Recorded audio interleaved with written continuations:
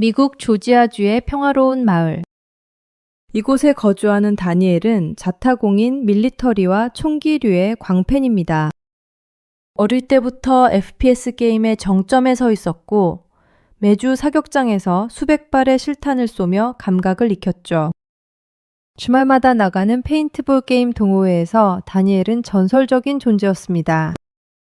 비록 고등학교 졸업 후 바로 가정을 꾸리느라 군대에 지원하진 못했지만 자신의 총기 다루는 능력과 전술 이해도는 웬만한 특수부대원 못지않다는 자부심이 대단했습니다.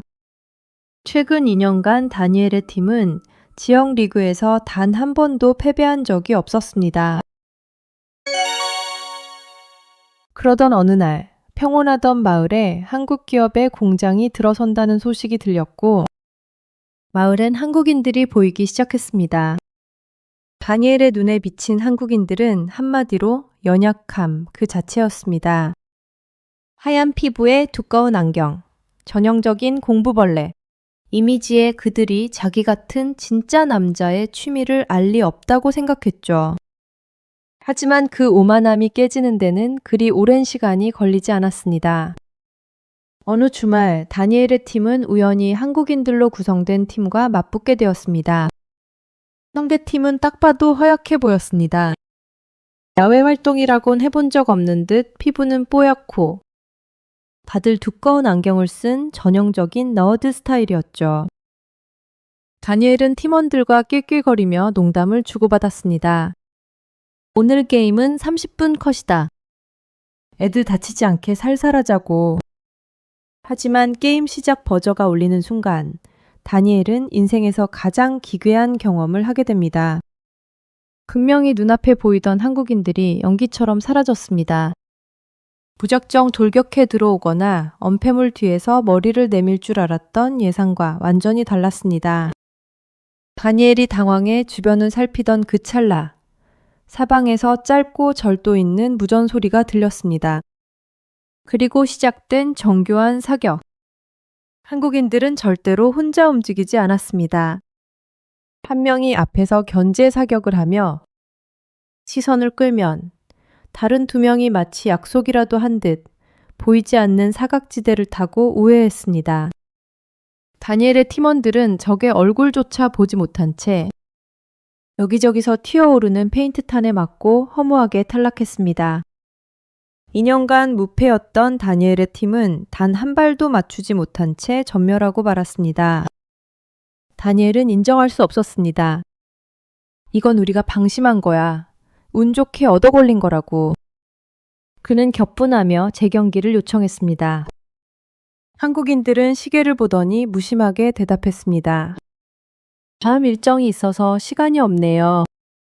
10분 정도만 더 할 수 있는데 괜찮으시겠어요? 다니엘은 코웃음을 쳤습니다. 10분? 3분 안에 박살내주지. 다니엘의 팀은 명예회복을 위해 전력으로 돌격을 감행했습니다. 하지만 그건 지옥으로 걸어 들어가는 길이었습니다. 한국인 팀은 아까보다 더 정교해졌습니다. 그들은 마치 지형지물을 꿰뚫어 보는 듯 했습니다. 다니엘의 팀원 절반은 총 한 번 쏴보지도 못한 채 옆구리와 등 뒤에서 날아온 탄에 맞고 아웃됐습니다. 단 3분 만이었습니다. 다니엘 팀은 다시 한번 전멸했습니다. 한국인들은 별 감흥 없는 표정으로 장비를 정리하더니 수고하셨습니다 라는 짧은 인사와 함께 사라졌습니다. 다니엘은 멍하니 서 생각했습니다. 저놈들 매일 FPS 게임만 하면서 다져진 스킬인가 아니면 운이 좋은 건가. 패배의 굴욕을 잊기 위해 다니엘은 사격장으로 향했습니다. 실제 총의 반동과 화약 냄새라면 그 범생이들과는 차원이 다를 거라 믿었죠. 그런데 운명의 장난처럼 사격사로 옆자리에 또 다른 한국인 무리가 들어왔습니다. 다니엘은 복수 기회라고 생각했습니다. 게임은 잘할지 몰라도 실제 사격은 못하겠지. 그는 이전의 패배를 만회하기 위해 그들 중 가장 마르고 약해 보이는 남자에게 사격 내기를 제안했습니다. 이봐 친구, 사격 점수 내기 한 판 어때? 진 사람이 오늘 사격장 이용료를 다 내는 걸로. 안경을 고쳐 쓴 한국인 남자는 잠시 당황한 듯 보였지만 곧 흔쾌히 수락했습니다. 다니엘은 회심의 미소를 지으며 자신의 최신형 커스텀 소총을 들고 10발을 사격했습니다. 결과는 95점. 사격장의 구경꾼들이 환호성을 질렀고 다니엘은 승리를 확신하며 한국인 남자에게 사료를 내주었습니다. 그런데 그때부터 사격장의 공기가 기묘하게 변하기 시작했습니다. 느릿느릿 총을 잡던 남자의 눈빛이 사로에 서는 순간 마치 맹수처럼 차갑게 변했습니다. 그는 총을 다루는 게 아니라 마치 자신의 신체 일부인 것처럼 능숙하게 안전장치를 해제하고 거치했습니다. 다니엘은 소름이 돋았습니다. 남자의 파지법, 견착 자세, 그리고 호흡 조절까지. 그건 일반인의 자세가 아니었습니다. 그리고 이어진 사격. 탕, 탕, 탕. 망설임 없는 리듬으로 발사된 10발의 총알은 모두 정중앙 10점 구역에 박혔습니다. 100점 만점이었습니다. 다니엘은 입을 다물지 못했습니다. 이건 말도 안 돼. 당신 도대체 정체가 뭐야? 프로 사격 선수야? 남자는 안경을 고쳤으며 무심하게 대답했습니다. 아니요, 그냥 한국에선 남자라면 다들 이 정도는 배웁니다. 저는 사격을 좀 못하는 편이에요. 다니엘은 그제야 페인트볼 경기장에서 자신들을 몰살시켰던 그들의 기괴한 전술이 이해가 가기 시작했습니다. 그들이 보여준 일사불란한 움직임은 게임에서 배운 스킬이 아니라 직접 산을 타고 물을 넘으며 몸으로 때려박은 군사 전술이었던 것입니다. 다니엘이 연약하다고 생각했던 그 하얀 피부의 한국인들은 사실 누구나 2년 가까운 시간 동안 총을 닫고 쏘고 던지며 훈련받은 예비역 병장들이었습니다. 안경 뒤에 숨겨진 그들의 눈은 이미 수천 발의 실탄을 쏘아본 베테랑의 눈이었던 것이죠. 그날 이후 다니엘의 가치관은 완전히 뒤바뀌었습니다.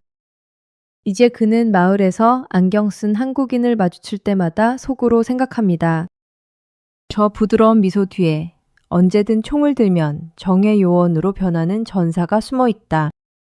전 세계에서 유일하게 전 국민의 절반이 화기 취급 자격과 전술 지식을 갖춘 민족. 겉모습만 보고 얕봤다가는 3분 만에 전멸당할 수 있는 세계 유일의 병장 국가 대한민국. 다니엘은 이제 사격장에서 한국인을 만나면 내기를 거는 대신 조용히 다가가 사격 팁을 묻곤 합니다. 이봐, 당신도 혹시 그 무서운 한국 병장 출신이야? 겉모습만 보고 그들을 얕보지 마십시오. 특히 그가 안경을 썼고 무심한 표정으로 총을 든다면 말입니다. 그는 이미 당신이 상상도 못할 지옥 같은 훈련을 견뎌낸 진짜 베테랑일지도 모르니까요. 지금까지 알림 코드였습니다.